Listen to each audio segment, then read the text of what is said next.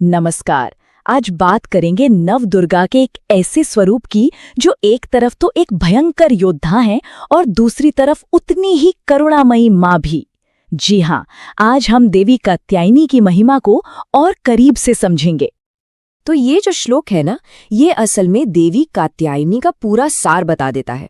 इसमें दो शब्द हैं, शार्दूल वर वाहन मतलब शानदार शेर पर सवार, और दानवघातिनी मतलब दानवों का नाश करने वाली।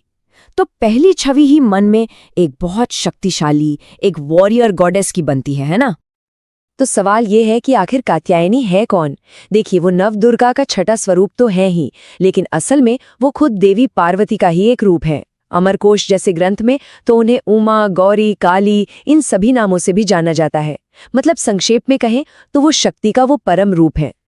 और हाँ, उनकी पूजा कोई आज की बात नहीं है। ये परंपरा हजारों साल पुरानी है। सोचिए, इसका जिक्र हमें सबसे पहले यजुर्वेद में मिलता है, फिर सदियों बाद पतंजलि के महाभाष्य में, और उसके भी बाद मार्कंडेय पुराण के देवी महात्म्य और कालिका पुराण में। ये दिखाता है कि वक्त के साथ साथ उनकी महिमा कैसे बढ़ती ही चली गई। तो अगला सवाल मन में यही आता है कि आखिर उन्हें धरती पर आने की जरूरत ही क्यों पड़ी? वजह थी एक बहुत बड़ा संकट, और उनके जन्म से जुड़ी दो बड़ी ही दिलचस्प कहानियां हैं। तो कहानी का बैकग्राउंड सेट होता है महिषासुर के आतंक से। उसके जुल्म इतने बढ़ गए थे कि देवता और इंसान सब त्राही त्राही कर उठे। उस वक्त पूरे ब्रह्मांड को एक ऐसी शक्ति की जरूरत थी जो इस परम बुराई का खात्मा कर सके। और यहीं से निकलती हैं उनके जन्म की वो दो अद्भुत कहानियां। एक कहानी कहती है कि वो देवताओं के मिले जुले तेज से पैदा हुई एक कॉस्मिक फोर्स थी, जिनका सिर्फ एक ही मकसद था, महिषासुर का विनाश। वहीं दूसरी कहानी ये बताती है कि वो एक ऋषि की सालों की कठोर तपस्या का फल थी, जो एक भक्त की पुकार सुनकर उसकी बेटी के रूप में जन्मी। कितना फैसिनेटिंग है ना। चलिए अब जरा उनके स्वरूप को समझते हैं, क्योंकि उनका हर एक गुण उनकी शक्ति और उनके मकसद के बारे में बहुत कुछ बताता है। जरा उनके स्वरूप की कल्पना कीजिए। ये उनके दोहरे चरित्र को दिखाता है। एक हाथ है अभय मुद्रा में, जो कहता है डरो मत। दूसरा हाथ वरद मुद्रा में है, जो वरदान दे रहा है। लेकिन बाकी दो हाथों में दुष्टों के लिए तलवार है, तो भक्तों के लिए कीचड़ में खिलने वाला पवित्र कमल भी। मतलब एक ही रूप में संहार और सृजन का क्या गजब का संतुलन है। और इतनी शक्तिशाली देवी हैं तो जाहिर है उनका वाहन भी उतना ही दमदार होगा, एक शेर। और ये सिर्फ एक सवारी नहीं है, ये उनकी बेहिसाब शक्ति, उनके साहस और जंग के मैदान में उनकी दृढ़ता का सिंबल है। और इसी रूप और इसी शक्ति का नतीजा हमें कहानी के आखिर में देखने को मिलता है। कहते हैं कि कात्यायन ऋषि की 3 दिन की पूजा स्वीकार करने के बाद दशमी के दिन उन्होंने महिषासुर का वध कर दिया।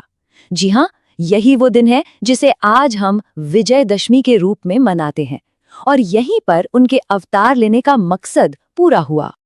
ठीक है, तो पौराणिक कथाओं से अब थोड़ा आगे बढ़ते हैं और ये देखते हैं कि आज के दौर में उनकी पूजा और भक्ति का क्या मतलब है, क्या महत्व है। नवरात्रि के 9 दिनों में से जो छठा दिन होता है, वो पूरी तरह से देवी कात्यायनी को ही समर्पित है। साधना के नजरिए से देखें तो ये दिन बहुत ही खास है। ऐसा माना जाता है कि इस दिन साधक का मन आज्ञा चक्र पर, यानी हमारी थर्ड आई पर केंद्रित होता है। मकसद ये होता है कि मन को वहां टिकाकर अपना सब कुछ देवी को सौंप दिया जाए, ताकि उनके दिव्य रूप के दर्शन हो सकें। उनकी पूजा के लिए ये एक बहुत ही जाना माना मंत्र है। इसका मतलब बहुत सीधा और सुंदर है। हे माँ, जो हर चीज में, हर कण में शक्ति बनकर मौजूद हैं, उन्हें मेरा बार बार प्रणाम है। ये मंत्र असल में उनकी सर्वव्यापी शक्ति को एक विनम्र नमन है। अब यहाँ कहानी में एक बहुत दिलचस्प मोड़ आता है। भगवान कृष्ण की कथा में भी देवी कात्यायनी का एक बहुत अहम रोल है।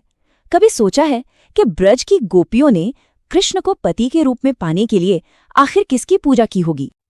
जी, उन्होंने देवी कात्यायनी की ही पूजा की थी। यमुना नदी के किनारे गोपियों ने उन्हीं की आराधना की थी, क्योंकि माँ कात्यायनी को मनचाहे पति का वरदान देने वाली देवी माना जाता है। असल में उन्हें तो ब्रजमंडल की अधिष्ठात्री देवी मतलब प्रिजाइडिंग डेटी भी कहा जाता है। और ये वही खास मंत्र है जिसका जाप गोपियों ने किया था, और शायद यही वजह है कि आज भी ऐसी मान्यता है कि जिन लड़कियों की शादी में देरी हो रही हो, अगर वो माँ कात्यायनी की पूजा करें तो उन्हें मनचाहा वर मिलता है। तो चलिए अब हम इस चर्चा के आखिर की तरफ बढ़ते हैं और उनकी सबसे बड़ी महिमा को समझते हैं कि वो एक ऐसी देवी हैं जो कभी निराश नहीं करती। माँ कात्यायनी का एक नाम है अमोघ फलदायिनी। अमोघ का मतलब होता है जो कभी फेल न हो, जो कभी विफल न हो। इसका सीधा सा मतलब है कि अगर सच्चे मन से उनकी पूजा की जाए तो उसका फल जरूर मिलता है और तुरंत मिलता है। वो पूजा कभी बेकार नहीं जाती। और उनकी पूजा का फल सिर्फ दुनियावी सुखों तक ही नहीं है। मान्यता ये है कि उनकी कृपा से इंसान जीवन के जो 4 मुख्य पुरुषार्थ हैं, धर्म, अर्थ, काम और आखिर में मोक्ष, इन चारों को बड़ी आसानी से पा सकता है। ये एक तरह से एक संपूर्ण जीवन का आशीर्वाद है। तो उनकी भक्ति का मतलब है हर तरह के डर और तकलीफ से आज़ादी।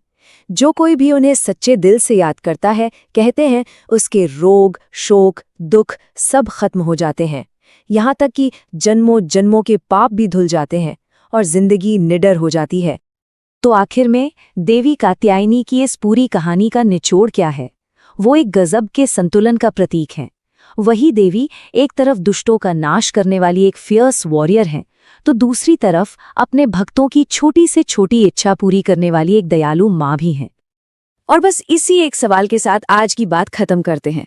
जरा सोचिए, एक देवी जिनका जन्म ही एक राक्षस को मारने के लिए हुआ, वो आज भी लोगों की इतनी पर्सनल प्रेयर्स में, जैसे कि एक अच्छे जीवन साथी की चाह में, इतनी रेलेवेंट क्यों है? शायद इसलिए कि वो हमें ये सिखाती है